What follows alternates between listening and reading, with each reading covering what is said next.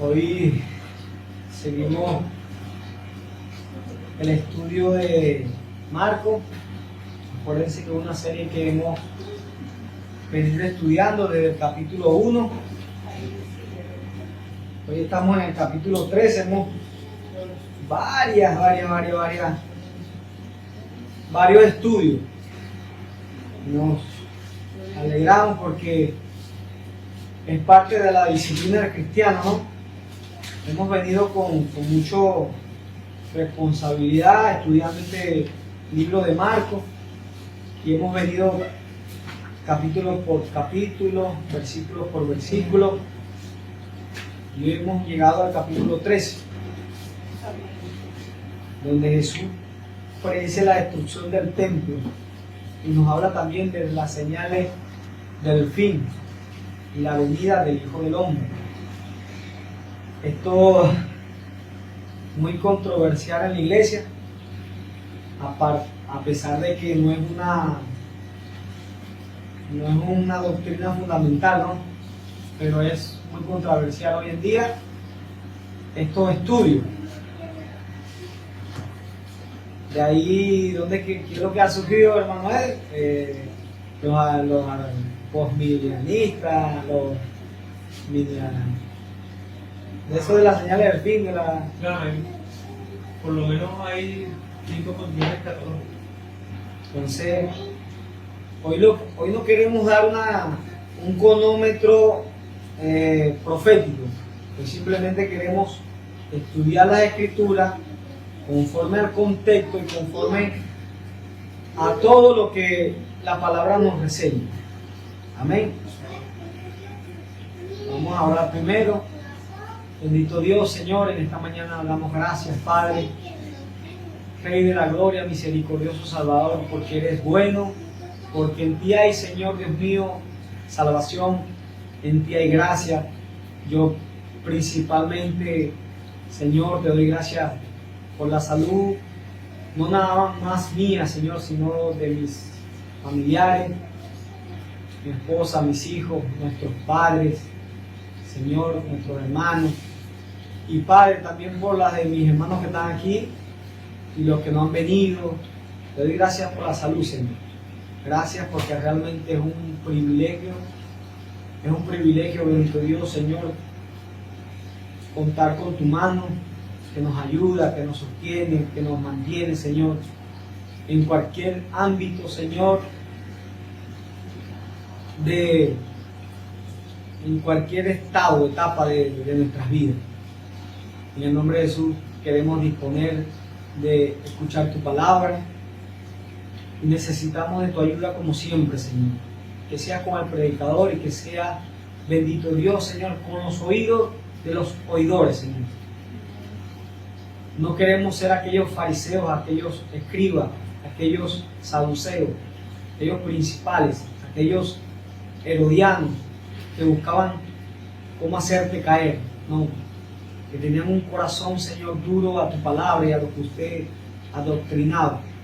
No, Señor, simplemente queremos que abra nuestro corazón, que toque nuestras vidas, que hables, Señor, que hables directamente, Señor, a nuestro corazón, a nuestras conciencias, Señor, que empezamos a vivir, bendito Dios, Señor, conforme a tu palabra, sabiendo que un día regresarás, sabiendo, Señor, que en cualquier momento, Señor, tu venida, Señor, puede ser efectiva. Ayúdanos en el nombre de Jesús. Amén y amén. Marcos 13. Nos dirigimos a Marcos 13, versículo 1. Y lo vamos a leer del 1 al 13.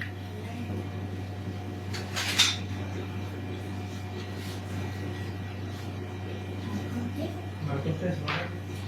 Del 1 al 13.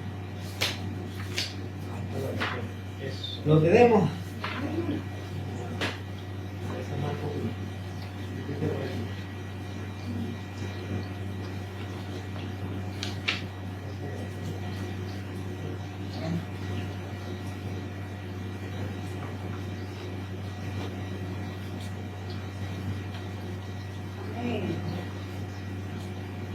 Lecturamos la palabra en el nombre del Padre, del Hijo y del Espíritu Santo.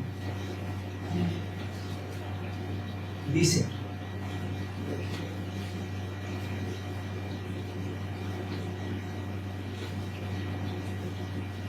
Jesús predice la destrucción del templo. Versículo 1. Saliendo Jesús del templo, le dijo uno de sus discípulos: Maestro, mira qué piedras y qué edificios. Jesús respondió, le dijo: ¿Ves estos grandes edificios? No quedará piedra sobre piedra que no sea derribada. Versículo 3. Y se sentó en el monte de los olivos frente al templo, y Pedro, Jacobo, Juan y Andrés le preguntaron aparte: Dinos, ¿cuándo serán estas cosas? ¿Y qué señal habrá cuando todas estas cosas haya de cumplirse? Jesús respondiéndole comenzó a decir: Mirad que nadie os engañe, porque vendrán muchos en mi nombre, diciendo: Yo soy el Cristo, y engañarán a muchos. Mas cuando oigáis de guerra y de rumores de guerras, no os turbéis, porque es necesario que suceda así, pero aún no es el fin. Porque se levantarán nación contra nación y reino contra reino, y habrá terremotos en muchos lugares, y habrá hambres y alborotos. Principio de dolores son estos. Pero mirad por vosotros mismos, porque entregarán a los concilios y en la sinagoga, o azotarán, y delante de gobernadores y de reyes os llevarán por causa de mí, para testimonio a ellos. Y es necesario que el Evangelio sea predicado antes a todas las naciones. Pero cuando os trajeren para entregarnos, no os preocupéis por lo que habéis de decir, ni lo penséis, sino que os fuere dado en aquella hora eso hablar, porque sois vosotros los que habláis, porque no sois vosotros los que habláis, sino el Espíritu Santo. Y el hermano entregará a la muerte al hermano, y el padre al hijo, y se levantarán los hijos contra los padres y los matarán, y seréis aborrecidos de todos por causa de mi nombre, mas el que persevera hasta el fin, este será salvo. Amén. Tenemos que entender que eso es lo bueno de estudiar un libro, ¿no? De versículo por versículo, de que no podemos sacar este pasaje del contexto que venimos estudiando. ¿A qué me refiero? En el capítulo 11, Jesús no habla, la Biblia no habla de la entrada triunfal en Jerusalén, nos habla de la maldición de la higuera, nos habla de purificación del templo. En el 12 nos habla de los labradores malvados, del gran mandamiento, y nos habla de que Jesús acusa a los escribas, ¿no? Entonces vemos que hay un juicio de parte del Señor. Para nadie es un misterio de que Israel ha rechazado al Rey de Reyes y Señor de Señores. Para nadie es un misterio. Y al rechazar al Rey de Reyes y Señor de Señores, para ello ha venido un juicio, ha venido una desaprobación de parte del Señor. De parte de Dios ha venido una desaprobación. Entonces, todo este capítulo, son 37 versículos, nos habla de cosas que sucedieron, de cosas que van a pasar, pero lo más importante de todo esto, lo que tiene que tener un cristiano es aquella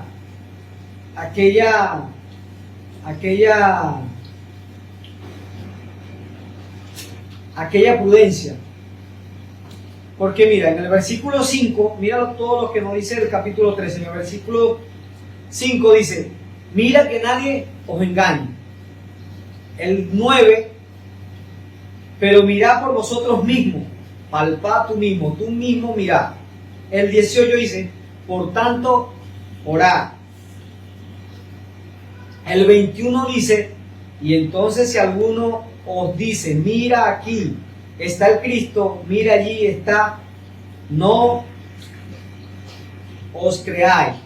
El 23 dice, pero vosotros está alerta. El 28 dice, de la higuera aprended, de cuando botan sus ramas, pero vemos que Jesús maldijo una higuera. ¿Y a quién se le dio el nombre de esa higuera? Al pueblo de Israel. Lo está señalando como al pueblo de Israel, porque no tenían aquel fruto de arrepentimiento, aquel fruto de que tenían que recibir al Mesías, sino que a los suyos vino y los suyos no le recibieron. El 33 dice, está alerta y velad porque no sabéis cuándo es el tiempo. Este es el gran detalle. Aquí todos nos hemos desviado buscando el tiempo, buscando esto, buscando lo otro, no, que ya eso pasó, que eso no pasó, que esto no. Pero Dios nos manda a estar alerta, alerta. El 35 dice, por tanto, velad. Y el 37 termina diciendo, en el capítulo 13 dice, y lo que a vosotros digo, a todos lo digo, velad. Entonces, ¿qué es velar? Estar atento, velar como un guardia. No es nada más que velemos en las horas nocturnas, sino hay que estar sobrio, atento, velando en todo momento. Nos manda el Señor. Cuando le preguntan estas cosas, Él dice, Él nos manda a eso. Él nos manda a que estemos velando, a que estemos pendientes de todo esto, lo que va a acontecer. Entonces, en el versículo 1,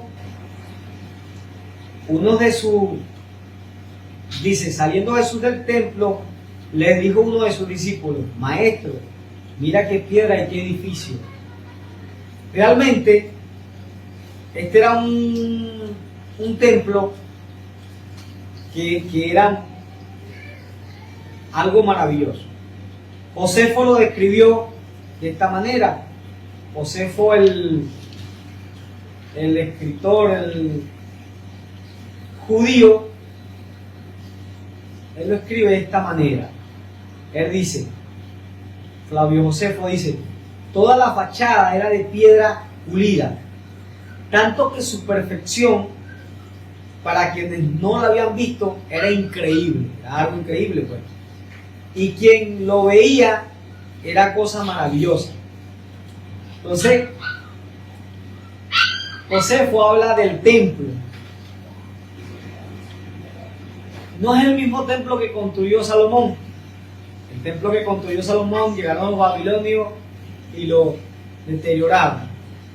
Y cuando estudiamos aquí Ageo, nosotros estudiamos aquí Ageo, no sé si se recuerdan, hubo un versículo que decían de que cuando el templo fue inaugurado, muchos reían y se alegraban, pero muchos lloraban. ¿Por qué? Porque la gloria de aquel templo no era igual a la gloria no era igual lo de ahorita a la gloria que fue aquel templo. No era nada parecido. Entonces por eso es que los viejos lloraban y decían, pero el templo de nosotros era, claro, el templo que hizo Salomón, imagínense. Con respecto a ese templo, tenían es tanto así que el Señor le dijo a David, para, ya tienes suficiente como para construir el templo. Ya no sigas pidiendo ofrendas para el templo. Entonces, realmente era un templo que había construido Herodes, el hijo de Herodes el Grande. Y él lo construyó no con el anhelo y con el deseo de que Dios fuera exaltado. Él era un político. Él lo construyó de manera de que congraciarse con los judíos, de estar bien con los judíos. Cuando el discípulo le pregunta sobre la piedra y estos edificios,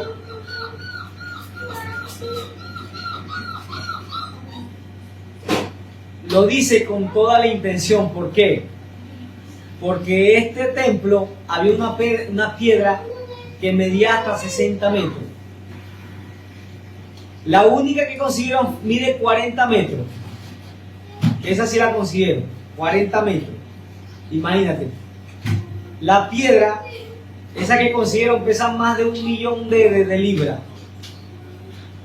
Entonces, el mover una piedra esa para esa época es tan difícil como que hacerlo hoy en día. Era mármol, era oro lo que había en esas paredes. Y entonces las personas se maravillaban. Entonces, cuando Jesús dice que en el versículo que no quedará piedra sobre piedra, que no sea derribada, ellos se asombran porque dicen, pero ¿cómo va a ocurrir esto? Esto es algo que ¿cómo va a ocurrir? Y no era nada más no era nada más porque era una estructura gigantesca. Dicen que ese templo entraban 2 estadios de fútbol. Las paredes, una de las esquinas, dice que medía 15 pisos. Era algo que los muros llegaban a tener 50 metros de alto. Impresionante. Era algo que con mármol, con todas estas cosas, era impresionante. Dicen que cuando venían muchos de allá de lo lejos veían la gloria del templo. Pero eso iba más allá de lo que era para el pueblo judío. ¿Por qué?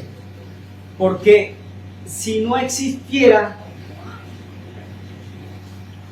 el templo, ¿dónde se iba a manifestar el Señor?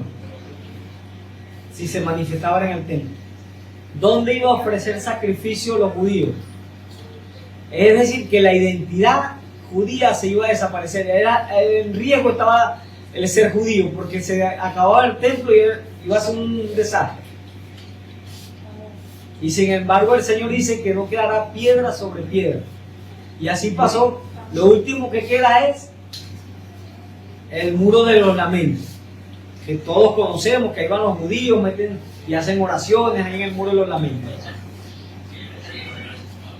Pero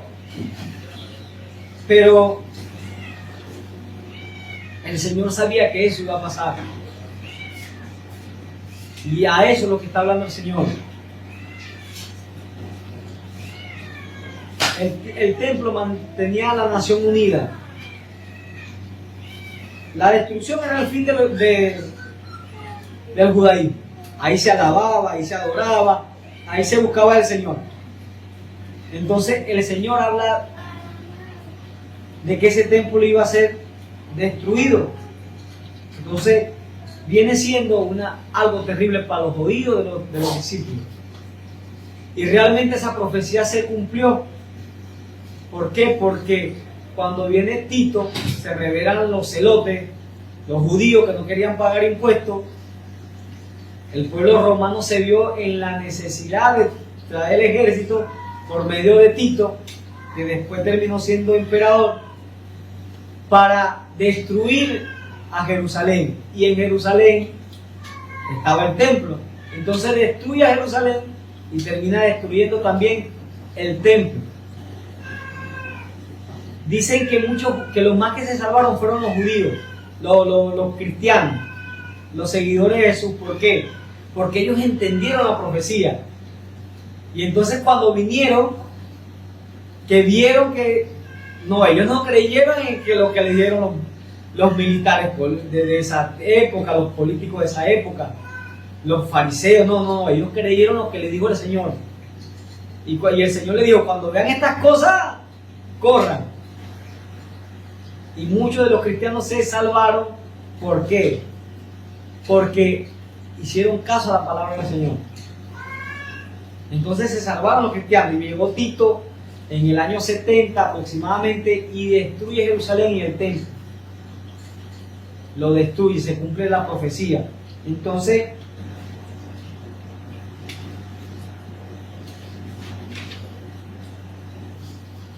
el templo queda en nada.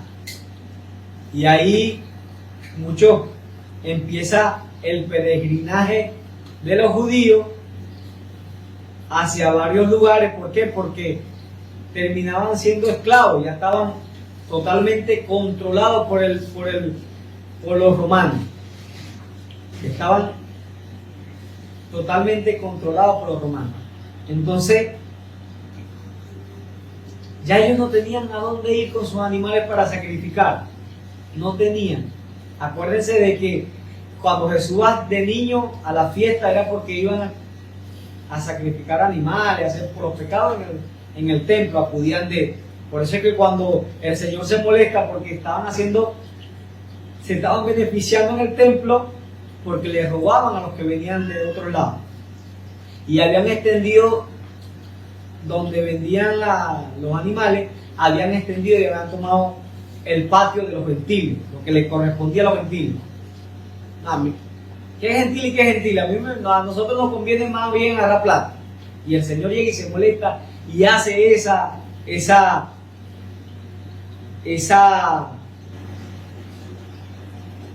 acto, ¿no? De que mi casa será llamada casa de oración. Ya se había corrompido el templo, era algo que no buscaban al Señor, era una estructura nada más, era una estructura bonita, pero el corazón del judío, el corazón del israelita no había cambiado, seguían lo mismo que ocurría ahí en el desierto. Y ahí viene la condenación del Señor. Y tenían unos líderes sin vergüenza, unos líderes que no amaban realmente la palabra de Dios. Por eso es que el Señor le dice, ¿y qué dice? ¿Y de quién es el Hijo del Cristo? Y ellos, porque no entendían las profecías, seguro la entendían, pero no querían dejar su beneficio. Como siempre lo hemos dicho acá. Es como decir que llegamos muchos de nosotros tenemos una certeza de lo que quiere decir la palabra, pero por mi beneficio no lo quiero cumplir. Y así mismo hacemos muchas veces. Una simple mentira, no, es una mentirita blanca. No, es mentirita blanca. Estás mal. Y así muchas veces hacemos las personas, que obviamos también la palabra de Dios. Hoy en día, gracias al Señor por su sacrificio en la cruz, porque nosotros no tenemos que tener un templo. Nosotros no tenemos que tener un templo. Nosotros somos el templo. El que nos destruye este templo nos hace un favor. Estaremos con el Señor. Oye, el que no tengáis miedo de que Él mata el cuerpo, sino el que mata el alma. Estoy parafraseando ahí. Y eso es lo que quiere decir en Hebreos 29, 23, 28.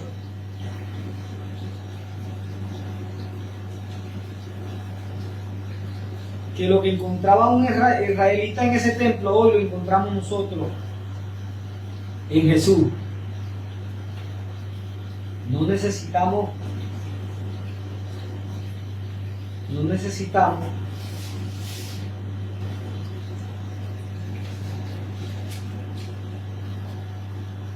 dice, el sacrificio de Cristo que quita el pecado.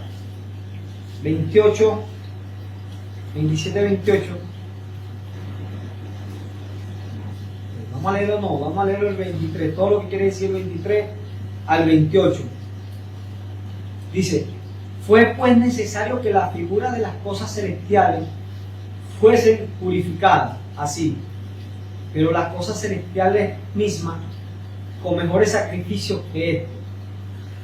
Porque no entró Cristo en el santuario hecho de mano. 9:23. 9:23, vamos por el 24. Dice el 24, porque no entró Cristo en el santuario hecho de mano, figura del verdadero, sino en el cielo mismo, para presentarse ahora por nosotros ante Dios, y no para ofrecerse muchas veces, como entra el sumo sacerdote en el lugar santísimo cada año con sangre ajena. De otra manera, le hubiera sido necesario padecer muchas veces, desde el principio del mundo. Pero ahora, en la consumación de los siglos, se presentó una vez para siempre, por el sacrificio de sí mismo, para quitar de en medio el pecado. Y dice, y de la manera que está establecido para los hombres, que mueran una sola vez, y después de esto el juicio, que mueran una sola vez y después de esto el juicio. Así también Cristo fue ofrecido una sola vez para llevar los pecados de muchos, y aparecerá por segunda vez, sin relación con el pecado, para salvar a los que, ¿de qué? A los que le esperan. Está vigilante, no dice a los que están, no, a los que esperamos. Está bien. Usted podrá decir que algunos van a tener razón, los postmilenialistas, algunos van a tener razón, pero la necesidad que tiene cada cristiano es esperar en el Señor, estar luchando, esperando en el Señor, cuidar nuestra salvación con temor y temblor. Eso es lo que tenemos que vivir nosotros. Y una de las cosas que derrumban, lo que realmente tiene una religión que dice que vamos a un purgatorio y que de ahí podemos meter oraciones, meter penitencia, y de ahí vamos a salir para obtener vida eterna. Eso es mentira, porque la Biblia lo certifica y dice, y de la manera que está establecido para los hombres, que mueran una sola vez, y después de esto el juicio. Eso es mentira, que nosotros vamos a obtener la vida eterna por medio de sacrificio, de dinero, de ofrenda. Eso es mentira. Hoy en día nosotros tenemos aquella salvación únicamente por el Señor Jesucristo. Y aquí lo dice, que Él se ofreció por nuestros pecados. Más claro no puede decir. Entonces, nuestra obligación es correr a los pies del Señor, buscar su limpieza de nuestros pecados, buscar aquella salvación que Él ofrece a quien le busca de todo corazón.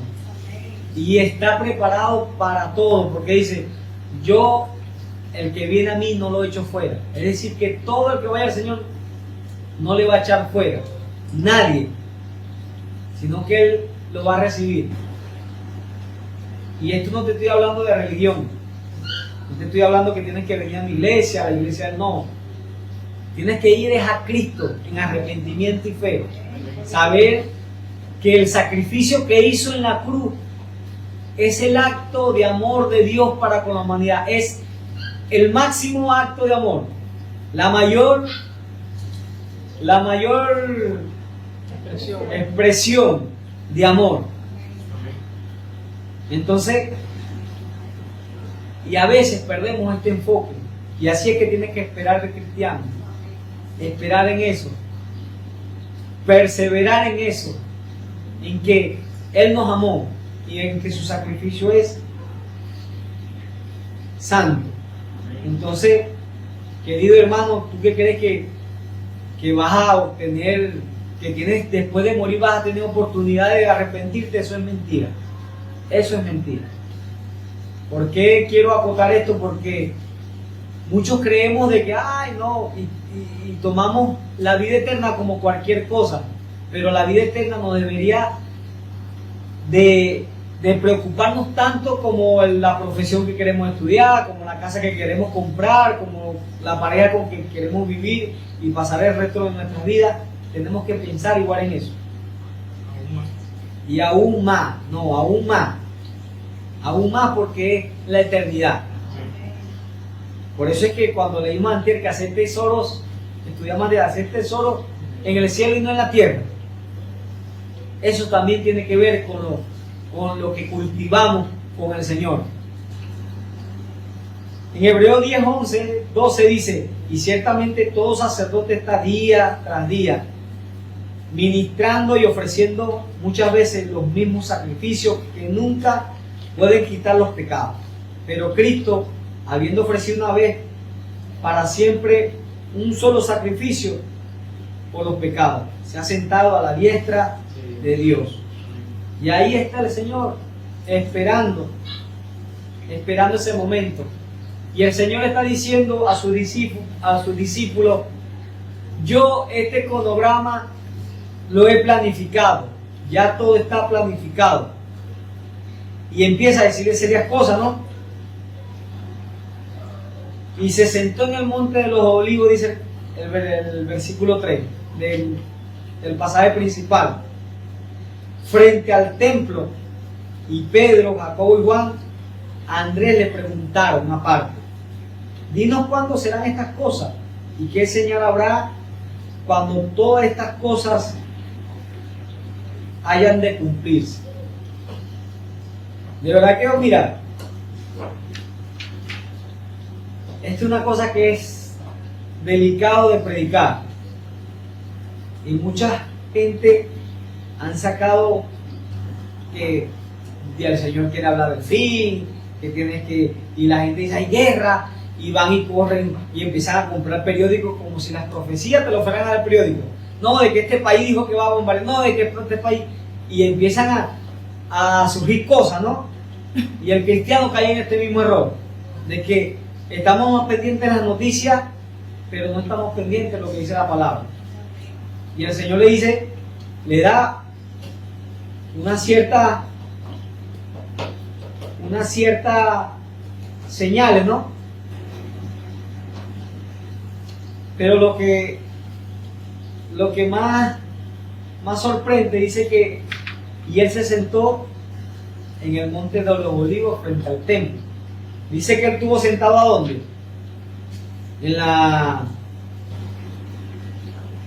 Estuvo sentado en la, ¿cómo se llama? En el banco de las ofrendas. Cuando la viejita y le dio de que esa viejita no tenía nada, pero colocó eso ahí, lo colocó con todo su corazón. 2 moneditas de cobre. 2 moneditas de cobre. Él lo vio y está sentado en el monte de los olivos. Y esto nos habla de lo que habla Ezequiel, en el capítulo 10 y el capítulo 11, donde habla que la gloria de Dios abandonó el templo por la idolatría. Ahí lo había abandonado. Ezequiel 10, capítulo 10 y 11. Y dice en el 11:23, mira lo que nos dice en el 11:23 de Ezequiel.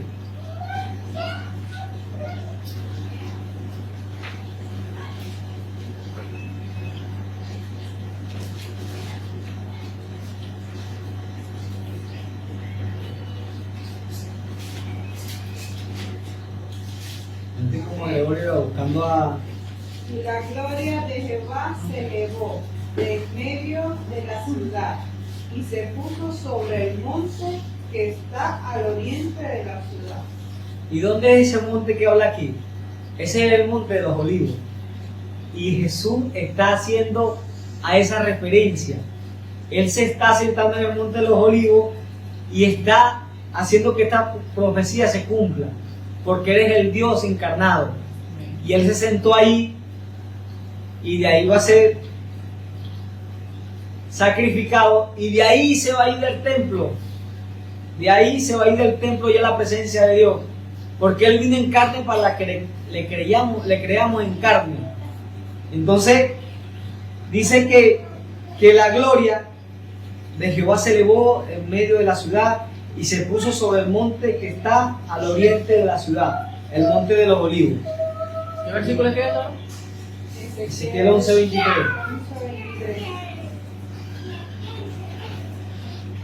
Y eso es lo que ocurrió. Eso es lo que ocurrió con el pueblo de Israel. ¿Por qué? Por rechazar al Mesías, por rechazar al Dios vivo. Pero no fue porque el Señor quería, ¿no? No fue porque el Señor quería. Recordemos que estamos en la semana de la pasión. Esa es la semana de la pasión. Este es como el tercer día más o menos. Y el Señor ya viene hablándole a los judíos. Y cuando le acusa a los fariseos ya estaba cansado de decirle. Porque le hizo una pregunta de quién es el Cristo, le viene hablando. Y termina diciendo, los termina acusando, dice que vuestra justicia no sea como la de los escribas y los fariseos. Y él termina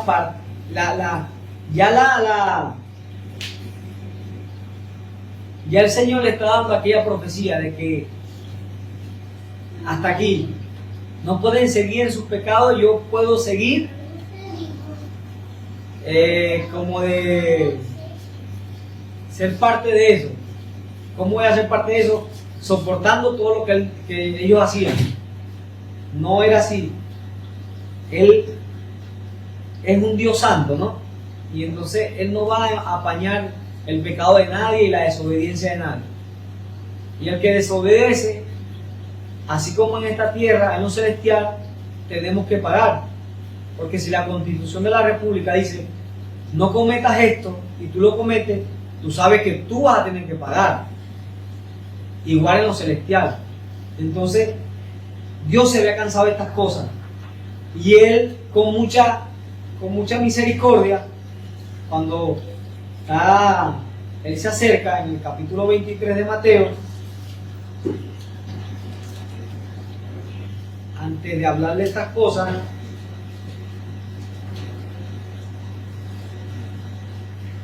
Mateo 23, 37, 39, el lamento de Jesús sobre Israel, Él dice, Jerusalén, Jerusalén, que mata a los profetas y apedrea a los que te son enviados. ¿Cuántas veces quise juntar a tus hijos como la gallina junta sus polluelos debajo de las alas y no quisiste? He aquí vuestra casa o es dejada desierta. Y eso fue lo que pasó. La casa de Dios quedó desierta. Cuando Tito hizo eso, la casa de Dios quedó desierta. Porque os digo que desde ahora no me veréis hasta que digáis, bendito el que viene en el nombre del Señor. Lo hemos dicho acá. Cuando venían en el burrito, todos decían, bendito el que viene en el nombre del Señor. Bendito el que viene en el nombre del Señor. Pero terminaron rechazándolo.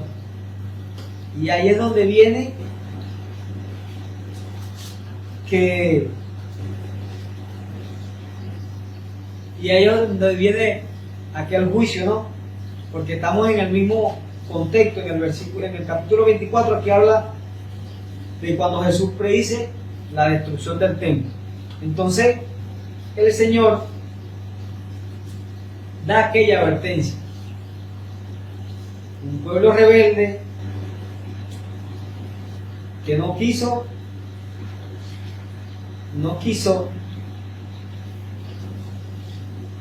arrepentirse de sus pecados, ¿no? Y el versículo 3, lo que estamos leyendo aquí en Marcos, da una advertencia a lo que realmente nosotros debemos estar pendientes. Él da una advertencia que dice, al versículo 5, al final dice, mira que nadie os engañe. Mira que nadie os engañe. En 1978 18 de noviembre de 1978, una persona llamada Jim Warren, que su nombre era, le daban también Jim Jones, él se hizo como aquel líder espiritual de 917 personas, 300 niños y 400 más adultos. Él es estadounidense, él nació en Indiana. Él se llevó a esta persona a la Guayana, allá en Johnston, que se dice, o Yoyeston, en Guayana. La Guayana se escribe. Y Johnston, Al lado de las costas de Guayana. Johnston. A él los estadounidenses lo estaban investigando. Y cuando va un militar, algo así, algo de la, no sé, de algo de investigación de Estados Unidos, llega, él le quita la vida. ¿Para qué? Para que no viera lo mal que estaba haciendo. Y después de esto, cuando está metido en aquel brollo, ¿qué es lo que termina haciendo? Le termina dándole veneno a los congregantes, a su pueblo. Le terminó dando cianuro. Y todos tomaron. Murieron 917 personas. Por querer que esta persona era un Cristo. Por querer que esta persona era un Dios. Lo siguieron. A mí esta persona me saca de aquí y me lleva a otro país para que yo pero ¿qué sentido tiene? Sin embargo, las personas se fueron cautivas detrás de este hombre. Ellos vendieron todas sus propiedades. Vendieron todas sus propiedades. Era un pastor, pero que engañaba a la gente. Y de esto es lo que nos habla el Señor. Tengan cuidado, no se dejen engañar. De eso nos habla el Señor. Mira que nadie os engañe. Y hoy en día, ¿será que esté pasando algo similar? Claro que sí, porque tantas cosas que se están predicando que no tienen que ver nada con la palabra del Señor. Hay predicadores que se suben a predicar la palabra del Señor y no llegan a abrir la Biblia, no hablan un versículo. Y se dicen ser predicadores, y se dicen ser pastores. Hay cosas que hacen las tinieblas que nosotros a lo mejor vimos sin ser cristianos, que se sanaron gente, y eso todavía impacta a uno el cristiano. Pero ¿cómo ocurrió eso? Porque las tinieblas tienen poder, cierto poder, pero se les será quitado cuando Cristo ponga todo en orden. Se les será quitado. Y eso terminan engañando a las personas, porque a nosotros para vendernos algo, que no lo hacen. Ponen el televisor, lo ponen bien bonito, no lo ponen no, te lo ponen en la vitrina adelante. Te ponen los mejores videos, el video de rock, el video de, pero que se vean nítidos, un video bello, de que tú ya, ay, la broma, mira, ve, que lo venden. Y el Señor nos estaba previniendo de eso, de que estuviéramos pendientes. Y el versículo 4 dice, porque vendrán muchos diciendo que yo soy el Cristo, y engañarán a muchos. Engañarán a muchos. Pero estamos pendientes de que,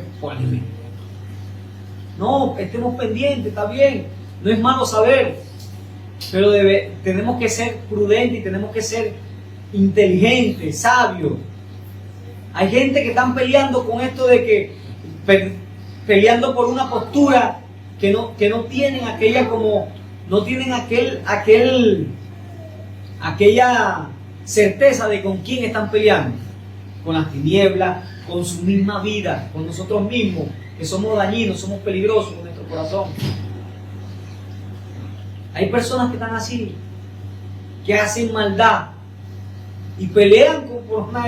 No, que yo creo que eso es así, pero su vida no han cambiado y son peligrosos.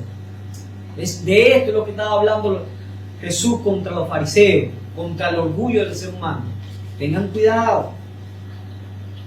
Y nos dice el 7, dice, mas cuando hagáis de guerra y de rumores de guerra, no os turbéis, porque es necesario que suceda así, pero aún no es el fin. Entonces creemos que vienen, hablan de guerra y ya creemos de que no, sí, va a pasar. No, la guerra la tenemos no desde ahorita, de años atrás. Cuando la Segunda Guerra Mundial fue que hubo la peste amarilla, la peste bubónica, en la Segunda Guerra Mundial, en la primera creo que ahí inmediatamente hubo una peste, la bubónica, o la amarilla, y entonces, imagínate, ¿qué iba a pensar la gente? Ahora sí, viene el Señor. Pero el Señor le dice, no es el fin, no es el fin. ¿Cuándo será el fin? Mira, nosotros no estamos para determinar cuándo es el fin. No estamos. ¿Por qué? Porque Él nos dice que estemos velando, que estemos alerta. Ante estas cosas hay que estar alerta. Ante todas esas cosas tenemos que estar alerta. No es malo. Hemos visto a hombres de Dios que han dicho de que el Señor va a venir tardía. Y no son falsos profetas. Sin embargo, es que han sido engañados.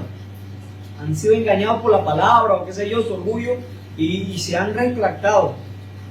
Hombres de Dios. ¿Por qué? Porque ¿qué dijo el Señor? Ni aún yo sé cuándo es la hora. En la carne, ¿no? Como hombre. Porque imagínate que el Señor diga ni los ángeles del cielo saben cuándo es la hora. ¿Y qué nos queda para nosotros? Imagínate que el Señor diga, yo voy a venir en el 2026, en marzo. Yo voy a vivir mi vida como me da la gana hasta febrero. Y en marzo soy velo, estoy, y aleluya, y gloria a Dios. Imagínate, nadie entraría en el cielo. Nadie. Porque vamos a estar más pendientes de satisfacer nuestra sinvergüenzura que amar al Señor, de esperar en el Señor. Entonces, esas cosas, los que nos dan una alerta que estemos velando, que estemos pendientes. Y el 8 dice, porque se levantará nación contra nación y reino contra reino, y habrá terremoto en muchos lugares, y habrá hambre y alboroto, y principio de dolores son estos. Ya hemos dicho de que se levantará nación contra nación, eso ha existido de muchos años atrás. En el siglo XX los terremotos sean como que las cosas telúricas y eso se ha visto como más movimiento que en los otros siglos. Y lo vemos pues. Y vemos, ahora poco hemos visto que han existido no uno, sino dos, tres, varios fuertes, que han causado mucho daño.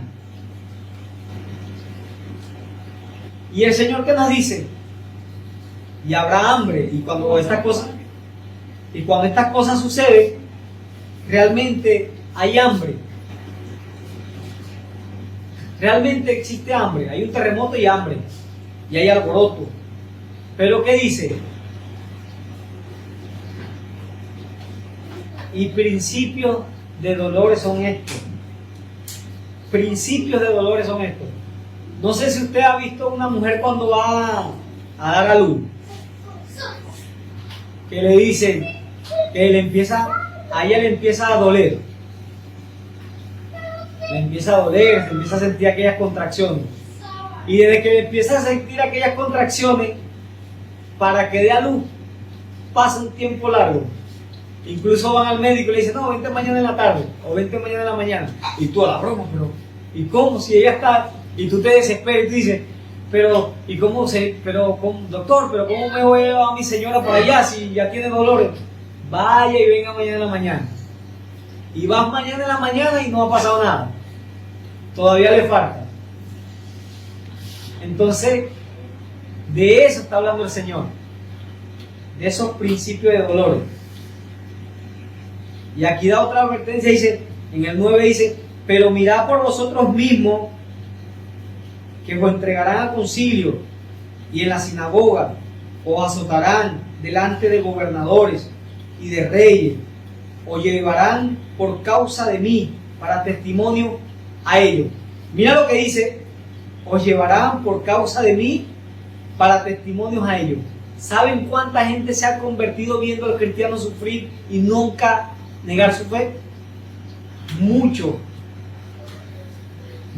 Pablo, cuando estaba frente a Festo, era que viene y le dice, por poco me persuade, porque él hablaba con respecto a la Escritura y lo que había vivido el Señor Jesucristo. Y así mucha gente se han convertido porque dice, ¿qué ser humano en su juicio va a morir por una mentira? Nadie. Y eso daban testimonio del Señor Jesucristo, que su resurrección era real, que la cruz fue real. Y eso daba aquella seguridad a los que escuchaban y veían. Y como este hombre va a morir de eso, chicos, este hombre debe estar loco, ¿vale? No, morían por amor, por la verdad, morían por la verdad. Morían porque tenían anhelo de ser como su Señor. Si mi Señor murió por la verdad, yo también voy a morir por la verdad. ¿Y cuán lejos estamos hoy en día del cristiano padecer por la verdad del Señor? ¿Cuán lejos estamos? ¿Cuán lejos estamos? Porque estas cosas es literal. Y entonces, cuando hablan de estas cosas, dicen, no, es que nosotros, el Señor es bueno, ¿cómo nosotros vamos a sufrir en la tribulación? ¿Quiénes somos si vivimos la vida como nos da la gana? Murieron estos hombres de Dios sufriendo. ¿Quiénes somos nosotros para no morir? Sufriendo. O en la tribulación, o qué sé yo, como sea. ¿Quiénes somos? Si la Biblia y la historia nos habla de que hay que sufrir por el Evangelio. Por eso que cuando Pablo anda Ananías y ora por este hombre, que yo le enseñaré cuánto es necesario sufrir por el Evangelio. A Pablo, ¿qué padeció Pablo? ¿Y somos nosotros mejores que Pablo? ¿Y somos nosotros mejores que Pedro? No somos. Somos iguales a ellos o hasta peores. Y ellos padecieron. Y entonces nos dicen cualquier bromita hoy en día, ay, que habló de mí, ay, el Señor lo castigue. No, el Señor lo hace para que tú con amor los convenzas de que hay un Cristo real, para que lo convenzamos de que hay un Cristo que transformó nuestra vida, y nosotros con ese amor, con esa paciencia y esa longanimidad, ellos van a llegar a los caminos del Señor. A la broma, porque este tipo es diferente. Ahí es que nos van a llamar diferente. ¿Y por qué este tipo es diferente, chicos? Si sabe que yo le hice este daño, ¿por qué me da un vaso de agua fría? Si sabe que yo le hice daño, ¿por qué comparte su comida conmigo cuando tuve hambre?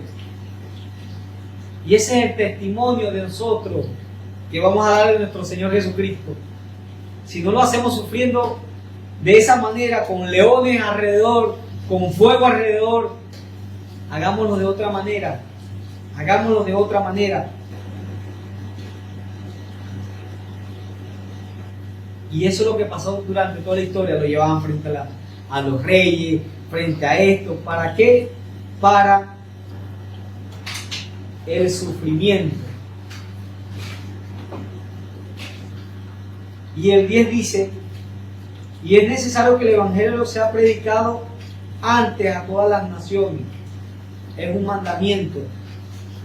Es un mandamiento. No de que ya Dios predestinó a las personas, no. Es un mandamiento como cristianos que prediquemos el Evangelio. Que lo prediquemos. Que lo prediquemos. Y bien lejos estamos nosotros de hacer esas cosas. Estamos bien lejos. Muy lejos estamos de hacer todo este tipo de cosas. Y de ahí es que viene uno sinvergüenza y flojo y dice, no, es que Dios ya predestinó. He escuchado evangelistas decir, yo no le predico a mi familia porque no vale, ya Dios predestinó. fariseo, sinvergüenza, saduceo. No, predica, pero como nuestras vidas son unas vidas inmundas, no predicamos nada. Entonces por eso no voy a mi familia. ¿Por qué? Porque tu familia no te va a creer, porque eres una basura. Lamentablemente, somos basura. Ay, que tú no eres nadie. Y cuando empezamos a vivir de esa manera, predicamos y nuestra familia va a decir, a la broma, y este no toma más, y este no, ¿entiendes? Y le predicamos a nuestra familia. Pero si somos igual a ellos, no hemos cambiado nada, ¿qué hacemos? ¿Qué hacemos?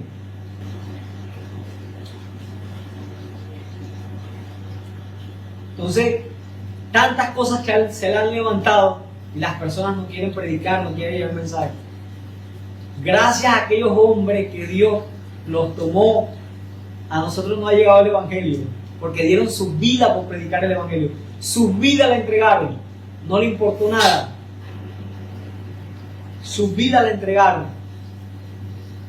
Pedro, a un renegón malo, sin vergüenza como era, en lo que su suegra escuchó el Evangelio. Dice la Biblia que Jesús fue. ¿Tú crees que si fuera así va a dejar a la suegra de Pedro que Jesús le pegara la mano?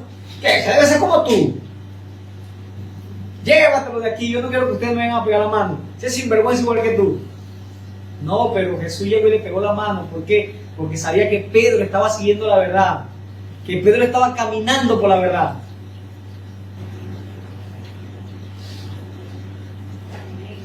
Entonces hay que predicar el Evangelio. Hay que predicar el Evangelio. Ahora poco, yo pensé que era mentira, porque yo no creo en estas cosas en las redes sociales mucho, ¿no? Que una señora que no llegó a otro país, no veía que el pasaporte decía, ¿dónde era? Un nombre raro ahí. Y que eso no existía, que no sé qué más. Y realmente fue verdad. Ia. El video parece que sí, el video era real, pero era, o sea, algo que hicieron como pero nosotros metiéndonos en mente, ¿usted cree que no hay pueblitos que no se ha predicado el Evangelio? Por supuesto. Hay muchos pueblos. Y aquí dice que hay que predicarle a todas las naciones. Entonces se lo dejamos nada más a otros. Y los otros nos encerramos en 4 paredes. Hay un predicador que tuvo por un tiempo, él llegaba y veía a la tribu, pero no se acercaba. Y le daba comida y se iba. Con miedo, porque eran caníbales. Y dicen que una vez se acercó mucho, pero vinieron ellos y los mataron. Mataron a esa persona. ¿Y qué hicieron sus familiares? Aún siguieron asistiendo a esos lugares. Y le preguntaban, ¿ustedes están locos? ¿Cómo van a hacer eso? Es que él murió, él dio su vida para que ellos escucharan la verdad. Y nosotros tenemos que hacer el ejemplo de darle, entregarle la verdad. Tanto insistieron que se acercaron y pudieron llevar el evangelio a esas personas. Imagínense ustedes. El 11 dice, pero es necesario que el evangelio sea predicado antes, no el 10. Pero el 11 dice, pero cuando os trajeren para entregaros, no os preocupar por lo que habéis de decir, ni lo penséis, sino que os fuere dado en aquella hora, eso hablad, porque no sois vosotros a lo que oís, sino el Espíritu Santo. El sello del Espíritu Santo. El sello. Tenemos el Espíritu Santo y ahí vamos a hablar conforme a lo que el Espíritu Santo nos dé. Conforme a lo que el Espíritu Santo nos dé. Amén. Entonces, tenemos la compañía que es el Dios, el Espíritu Santo. ¿Y qué más necesitamos? Para hacer estas cosas no necesitamos más nada. sino llenarnos de ese Espíritu Santo de Dios por la palabra y por la oración. ¿Para qué? Para ir a hacer esa comisión. Y aquí es impresionante, ¿no? El 12 y el 13. El 12 dice: y el hermano entregará la muerte al hermano, y el padre al hijo, y se levantarán los hijos contra los padres y los matarán. No, que eso no ocurre, no ocurre. ¿Cuántos padres del Islam han entregado a sus hijos cristianos? Que han sido, han crecido en el Islam, pero han conocido a Cristo y han entregado. Los padres dicen: te convertiste a eso, es una falsa doctrina y te vamos a llevar para que... Y lo terminan entregando y terminan muriendo. Aún a nosotros, nuestros familiares, nos dan por locos. Que ahora te volviste cristiano, ya, te están locos. Que ahora eres cristiano, qué estupidez más grande. Una vez me dijeron de Edwin y de él, un primo de nosotros, no digo. Yo vi en el Wii, capitán Edwin, ¿cómo están aquí? ¿Están locos? Y yo le dije: están locos, están siguiendo a Dios, al Rey, a Jesús. Yo no sabía nada tampoco, yo estaba empezando. Yo también asisto donde ellos asisten, así como que.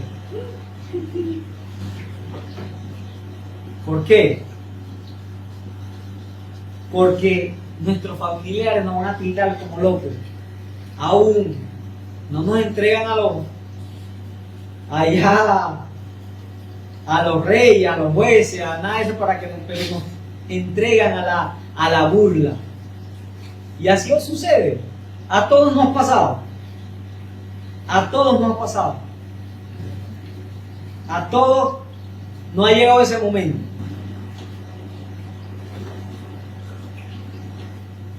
A todos no ha llegado ese momento. Y mira las cosas que se hablan, ¿no? ¿Por qué? Porque pienso yo acá que cuando alguien se entrega al Señor, Satanás debe arder de rabia, de ira, ¿Por qué? Porque se está saliendo de la mentira, de las tinieblas para la luz admirable que es Cristo. ¿Ven? Termina siendo tú enemigo de las tinieblas. Y eso no es fácil, eso es fuerte. Eso es algo que te tienes que poner pantalón. Porque en este mundo todo está sumergido sobre las tinieblas. Todo. Tú ves a este grupo de personas que hacen sus marchas, sus cosas, y se burlan de los cristianos, se burlan de los católicos, pero tú llegas a hablar algo que realmente la biología da y se molestan. Tú dices algo coherente y se molestan. Pero a nosotros nos tildan de que ponen a Jesús afeminado, ¿Por qué? Porque eso sí se acepta y porque lo que nosotros hablamos que es la verdad no. Todas estas cosas es porque estamos bajo el maligno. Lo dijo Jesús: el príncipe de este mundo viene y yo me voy porque no tengo nada que ver con el príncipe de este mundo. ¿Y por qué sucedió estas cosas? Porque el corazón del hombre fue así. Prefirió las tinieblas que amar a la luz. Y nosotros estamos luchando con todas estas cosas. Y tenemos que tener una fuerza que no es de nosotros, sino que nos la dé Dios directamente. Esto no es un juego de que, ay, sí, no. Voy a ir a reunirme para allá, sí, porque no tengo nada que hacer. No, esto no es esto. Esto no es esto. Esto es algo serio. Si así fuera, todo el mundo fuera cristiano. La gente viene, escucha la verdad, pero viene cuando Satanás se la quiere quitar. Y le ponen pruebas y le ponen, no trabajaban los domingos, ahora trabajan los domingos, y le ponen, y suceden cosas. Cuando alguien quiere entregar su corazón al Señor, te aparta de la iglesia, te lleva lejos, y nosotros creemos que estamos bien. Dios me está bendiciendo porque me dio un trabajito. No. Hacemos tesoros en la tierra cuando deberíamos hacerlo en el cielo. Y estas cosas se van a levantar. No es que es un posible, puede ser, no, se van a levantar. Se van a levantar. Y ahí es la pregunta, ¿estamos preparados para que estas cosas se levanten y no nos perjudiquen? Te va a perjudicar poquitín, te duele, llora, esto, pero sigue el camino. Pero hay gente que no se levantan de esto, porque estas cosas no las quieren saber, entonces obviamos muchas cosas. Ay no, a mí me parece que, ¿qué te parece? ¿Qué te parece? Sacas tantos capítulos de la Biblia, estúdialo todo, estudia versículo por versículo. No, es que nosotros no vamos para... Claro, ese es tu corazón. No quieres pasar por prueba porque si lo pasas te apartas del Señor. Te apartas del Señor. Pero cuando la Biblia te dice que hay que sufrir por causa del nombre del Señor, por causa del Evangelio, no te gusta. Me tengo que pasar. Eso lo hace lo que le da la gana, chicos. Yo estoy en mi casa tranquilo. Y el 13 dice, y seréis aborrecidos de todos por causa de ¿qué? Por causa de mi nombre. Por causa de mi nombre. Es tanto así que el nombre de Jesús retruena, retumba las tinieblas. Cuando los demonios lo vieron, me dijeron, Jesús, ¿por qué viene y nos atormentan tanto tiempo? El nombre de Jesús nos atormentaba. Y cuando nosotros nombramos el nombre de Jesús, a la gente le molesta. Una vez un muchacho me dijo, ¿y por qué ustedes hablan tanto de Jesús y Jesús y Jesús? Yo le digo, por esto y por esto y por esto. No, pero es que, no, por esto y por esto. No, todo lo que quería era discutir, no quería abrir su corazón.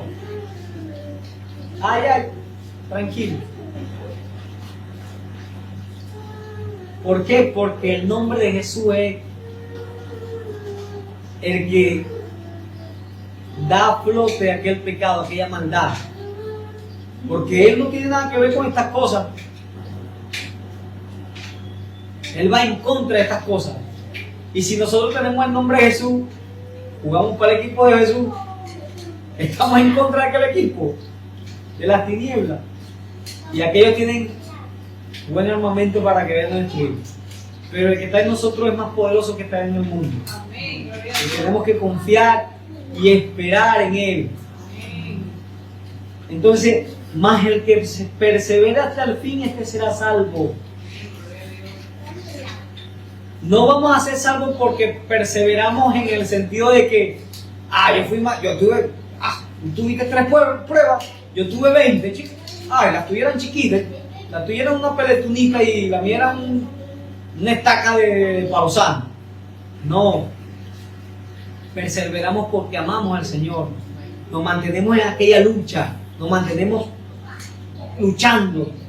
No, pero la palabra dice esto, no, pero Dios no va a sustentar, no, Dios no va a ayudar. Perseveramos porque Él es el centro de todo, porque eres el escudo, porque eres la espada, porque eres la sandalia para que caminemos en esos lugares pedragosos, porque eres la coraza, eres el que nos cubre de los pensamientos del enemigo. Es Él, por eso que la palabra nos dice que en todas estas cosas, en Efesios 6, que dice que acudemos a Él, dice, Efesios 6 dice, se me olvidó, este es más que sabía, dice, por lo demás, hermanos míos, fortaleceos en el Señor y en el poder de su fuerza, en Él, en ese nombre, y es el que nos va a mantener vivos, es el que nos va a mantener velando, es el que nos va a mantener alerta.